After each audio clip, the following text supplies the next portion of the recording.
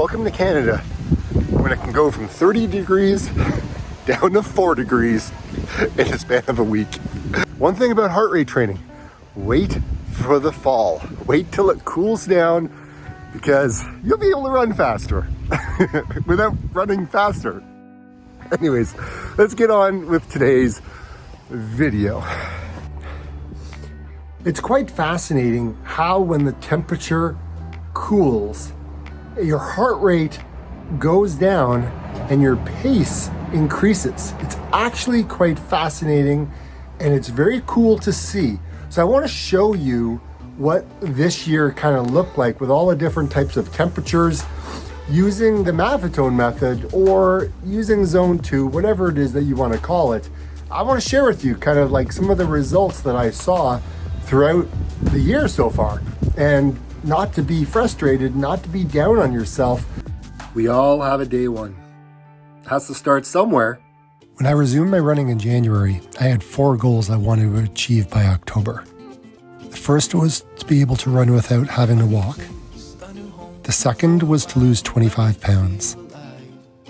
The third was to be consistent with my running.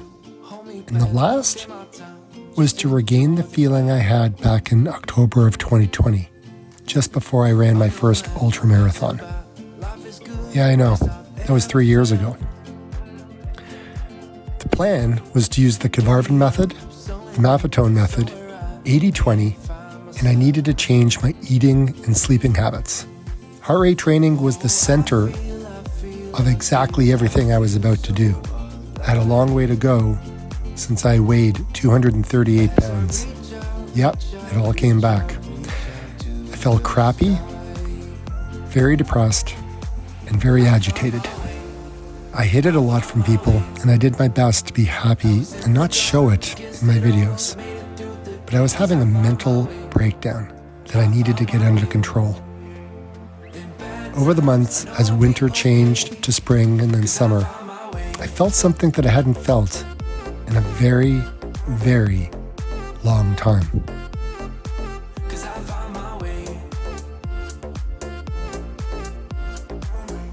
I am excited to share with all of you how I've been doing with my training. And starting off in January, January wasn't a great time to start off with my training, but you have to start somewhere. It was kind of like my day one. And I was slow. I really wasn't running. It was a lot of walking involved. And I wasn't happy. This is my heart rate just power walking right now. It's not ideal. It's far from where I've been, but it is where I am. Here's 2023. An hour and 25 minutes for a 10K. That really sucked. But I was walking pretty much a lot of it. And I wanted to run, but I just couldn't run because I couldn't keep my heart rate low enough. And it just, it happened. Now, as time went on, things really started to improve. So when I hit April, I was running an hour and 12 minutes on my 10K run. And I'm like, yeah, this is awesome. I'm really, really happy with where things are at. And I was pretty much just doing a lot of zone 2 training at that time because again, I couldn't get my heart rate into my MAF zone. So I was running kind of a little bit higher, which is fine because, I know I'm still in zone 2. When I started to add some speed work in the springtime, I started to see some really good results. It's just, I started to get anxious when I started to run faster. Tempo time. I don't like running fast. I'm so used to running slow.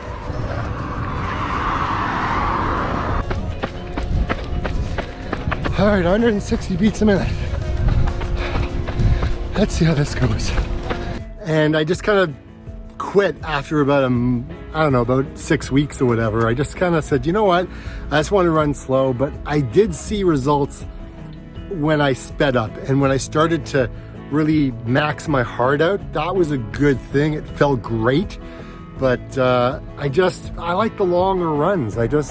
These shorter tempo 40-minute runs, yeah, it's okay, but I do like the longer ones, right? And so I know to be able to take my running to the next level, I know that I have to switch to 80-20 because I did that in the springtime and it worked. It was really beneficial for me and I really enjoyed it. It just reaches a point where do you want to do it long term? Like how long do you do it for, right? Like, and I just decided that I enjoy these longer, these longer runs. And in doing so, I just had to say, hey, you know what? That's just basically what I'm going to do. As summer approached, I really started to pay attention to what my heart rate was doing.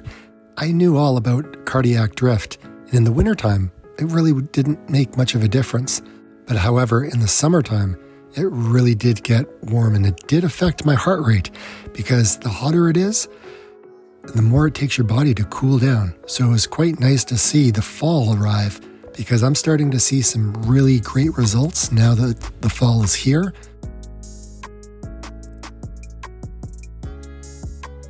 Now that we've hit October, things really progressed extremely well and I'm very happy that I'm now running at like 1 hour and 6 minutes per se for a 10K. I really got my heart rate down. I really started to see the improvements with my pace. My running just totally changed. What I will tell you is in October when things really started to come together and I'm running like way faster than I was at the beginning of the year, like I didn't do this all just using the Maffetone method. I used a combination of a number of things from the Cavarvan method to a lot of walking, a lot of hiking. There was tempo runs in there. There was some progression runs in there. There was a little bit of a mixture of everything. So the one thing, okay guys, and I will say this straight out, is once you've got a good base, switch into the 80-20 because when you switch into 80-20, right, you're really kind of pushing that heart rate, right? You're not running in the gray zone, right? Like you're anaerobically, like you're pushing it. And when you do, yeah, you got to make sure you warm up and you want to make sure that you do your static stretching at the end of it and your foam rolling, all those things, right? To kind of keep the injury at bay. Now that I seem to have my diet under control and I'm feeling way better than I did earlier on in the year, it's nice to feel like my old self. And getting out on the trails has been amazing. And I'm so grateful that I'm in a position to do this now. It's taken me a long time to get back to where I am now and how I feel. But I'll tell you, 2024 is going to be one heck of a year. And I'm excited for what the year has in store. So I'm just going to keep on training, keep on doing what I'm doing, and I'm just not going to stop. And it's going to be nice when I have this feeling just like I did when I ran my 50 miler. So like I always say, get out and run. How you feeling, David? 80 kilometers! Woo! Trying to find some balance in my life. I never really put up a fight. And now I'm losing sleep. What if I lost touch? What if I'll never get it right? I try to follow my heart, but I lost it somehow. Wish that someone could say it'll all be okay. Just listen to me as I say. Listen to me as I